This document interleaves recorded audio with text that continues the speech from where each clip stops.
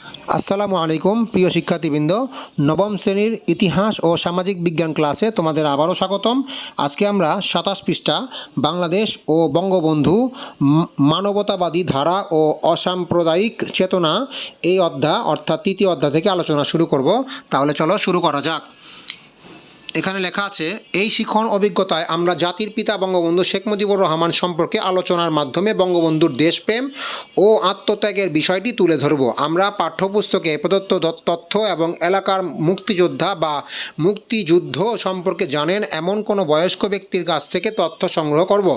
প্রাপ্ত তথ্য বিশ্লেষণ করে এরপর আমরা ব্যক্তি স্বার্থের ঊর্ধ্বে জাতীয় স্বার্থকে অগ্রাধিকার দেওয়ার জন্য ব্যক্তিগত, সামাজিক ও রাষ্ট্রীয় অবস্থান থেকে আমাদের করণীয় কী তা নির্ধারণ করব। সবশেষে আমরা ২৬শে মার্চের দিন বঙ্গবন্ধু মেলার আয়োজন করে বঙ্গবন্ধুর জীবনের বিভিন্ন সময়ে ঘটে যাওয়া দেশপ্রেম ও আত্মত্যাগের ঘটনার উপর কেস স্টাডি তৈরি করে উপস্থাপন করব। তারপরে দেওয়া আছে দলগত কাজ ১, এটা আমরা পড়ি।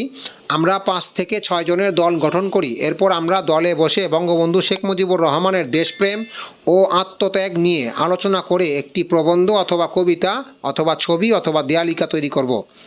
তো এখানে ৪টির মধ্যে যে কোনো একটি প্রস্তুত করলে হবে। তাহলে আমরা একটি দেয়ালিকা তৈরি করে এখানে বসিয়ে দিব। বোর্ড বইয়ের তোমাদের মেন বইয়ে এখানে লিখে দিবে বঙ্গবন্ধু শেখ মুজিবুর রহমানের দেশপ্রেম ও আত্মত্যাগ।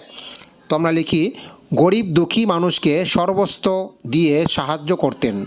যার জন্ম হয়েছিল বাঙালির মুক্তির জন্য, তিনি হচ্ছেন শেখ মুজিবুর রহমান। বিশ্বসভায় একটি জাতি হিসেবে বাঙালি জাতিকে প্রতিষ্ঠা করেছেন। তিনি বাংলার মানুষ অন্ন পাবে, বস্ত্র পাবে, উন্নত জীবন পাবে, এই ছিল তার প্রত্যয়। তো বন্ধুরা, এই বক্সে তোমরা অর্থাৎ দলগত কাজ ১টি পূরণ করবা এই দেয়ালিকা দিয়ে। তাহলে এখানে ২৭ পৃষ্ঠা আমাদের এই কাজটি পূরণ হলো। তারপর এখানে অনেক রিডিং বিষয় আছে, তোমরা এগুলি পড়ে নিবে এবং বোঝার চেষ্টা করবে। তো বন্ধুরা, আজকে এই পর্যন্তই। পরবর্তী ভিডিওতে আমরা পরবর্তী কোনো কাজ নিয়ে তোমাদের সামনে উপস্থিত হব। সেই পর্যন্ত ভালো থাকো, সুস্থ থাকো। ধন্যবাদ।